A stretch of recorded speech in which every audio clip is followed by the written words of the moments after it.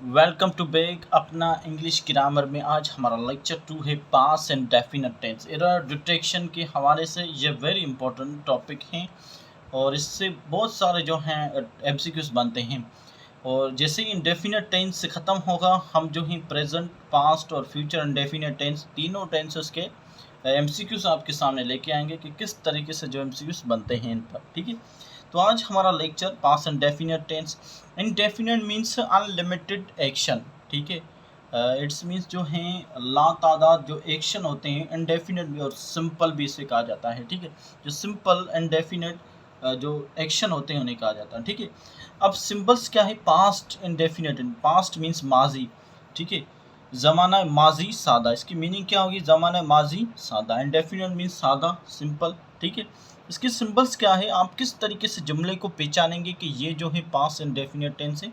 तो सिंपल है, ता था, जुमले के लास्ट में अगर ए आ जाए, ता था, ती थी, ते थे, अलिफ छोटी और बड़ी, ये अगर ये वर्ड आ जाए तो आप समझना कि ये पास्ट इंडेफिनेट टेंस है। ठीक है, और इसके हेल्पिंग और सिर्फ एक है, डिड। क्यों? और डिड है तो सारे प्रोनाउन इसके साथ ही लगेंगे। और आपको पता है कि प्रोनाउन इसके कितने हैं? 7 हैं। ठीक है, 7 प्रोनाउन हैं, तो साथ ही साथ इसके साथ डिड के साथ लगेंगे। एक ही हमारे पास हेल्पिंग वर्ब। अब पास्ट इंडेफिनेट टेंस वाहिद टेंस है जिसमें वर्ब की सेकंड फॉर्म लगती है अफर्मेटिव सेंटेंस में। जो फर्स्ट वाला जो सेंटेंस है अफर्मेटिव, उसमें वर्ब की सेकंड फॉर्म लगती है। ठीक है, देखिए किस तरीके से। अब देखिए, इसने खाना खाया। अब देखिए लास्ट में अलिफ, छोटी अलिफ आ गई, सॉरी लास्ट में अलिफ आ गई। ठीक है, तो इट्स मीन्स ये कौन सा टेंस है? Past indefinite. और थोड़ा ध्यान से देखिए, सेंटेंस को पढ़ें। लाजमी नहीं है कि आप जो है ये सिंबल्स, ठीक है, ये 80% आपको बताएगी कि पास्ट इंडेफिनिट टेंस है। कभी कभार ऐसे जुमले आते हैं जो आपको सेंस लगाना पड़ता है कि किस चीज़ की, किस ज़माने की बात कर रहा है। ठीक है, इसने खाना खाया मीन्स इसने अभी खाना खाया। ठीक है, खाया मतलब काम जो है कंप्लीट है मगर प्रेजेंट में है। ठीक है, इट्स मीन्स अभी खाया है। ठीक है, एक तो है खा चुका है। ठीक है, वो जो कंप्लीट हो चुका होता है वो नहीं। थोड़ा ध्यान से देखें। अब इसका क्या है? अफर्मेटिव का इसका फार्मूला है सब्जेक्ट प्लस में वर्ब की सेकेंड फॉर्म प्लस ऑब्जेक्ट। अभी देखो बीपीएस 5 to 15 की जॉब में ये पूछा गया था, एक सेंटेंस लिखा था, उससे आपसे ये पूछा था बताएं कि इसमें जो है आपका सब्जेक्ट कौन सा है, इसमें वर्ब कौन सा है, इसमें ऑब्जेक्ट कौन सा है, ये पूछा था। ठीक है, आप पास्ट जो है इसकी टेंस, इसकी जो टेस्टें आप देख सकते हैं। ठीक, अफर्मेटिव में है सब्जेक्ट वर्ब की सेकेंड फॉर्म प्लस ऑब्जेक्ट। अब देखिए, ही जो ईट है खाना, उसका सेकेंड फॉर्म है एट, थर्ड फॉर्म है ईटन। ठीक है, तो ही सब्जेक्ट हमारे पास क्या है? इसने। ठीक है, तो ही। अब वर्ब हमारे पास क्या है? खाना, क्या होगा? एट, सेकेंड फॉर्म, ही एट।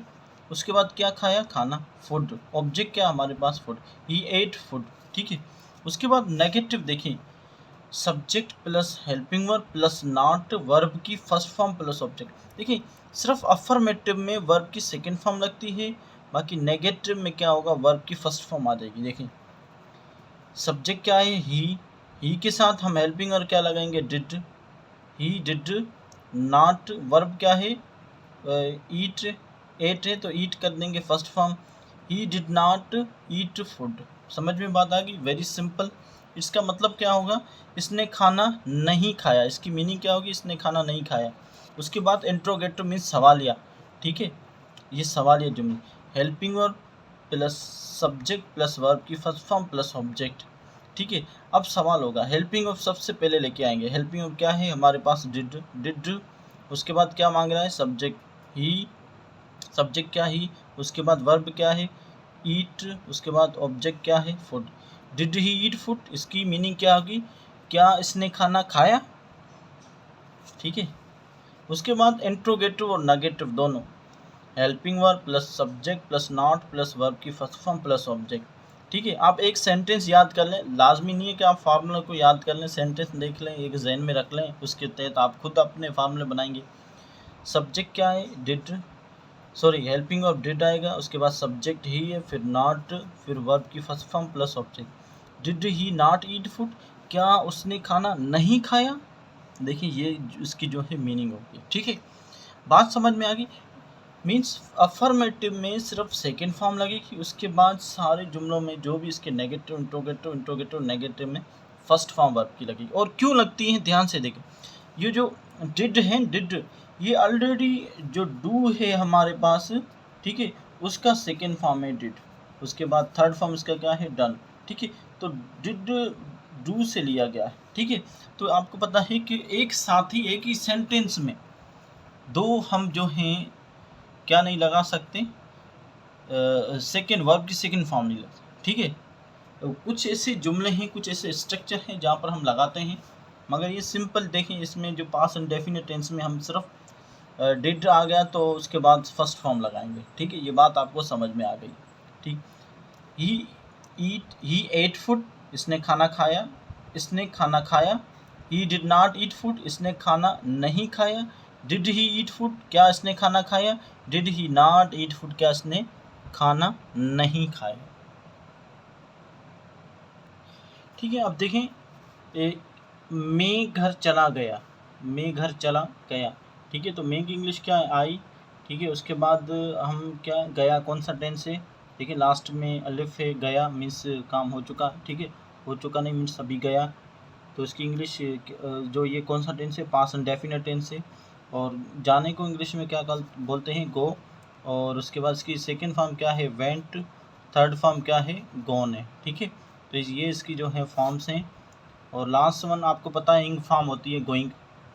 तो आई वेंट होम, ठीक है। मैं घर गया, मैं घर नहीं गया,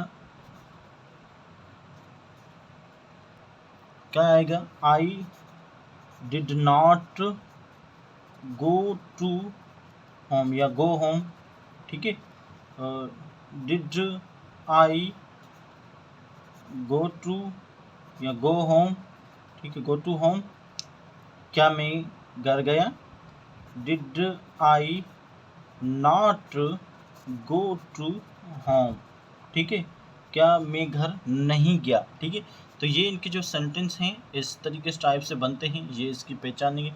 और ये आपकी जो है प्रैक्टिस के लिए, इसने दरवाज़ा बंद किया, तो इसकी जो है आप ट्रांसलेट करके इंग्लिश जो है कमेंट्स में बताएं, ठीक है। कमेंट्स में बताएं कि जो इसकी जो है ट्रांसलेशन क्या होगी, ठीक है। Thank you for watching. और उसके साथ साथ हमारे चैनल को सब्सक्राइब करें, वीडियो को लाइक और बेल आइकन को दबाएं। Thank you for watching.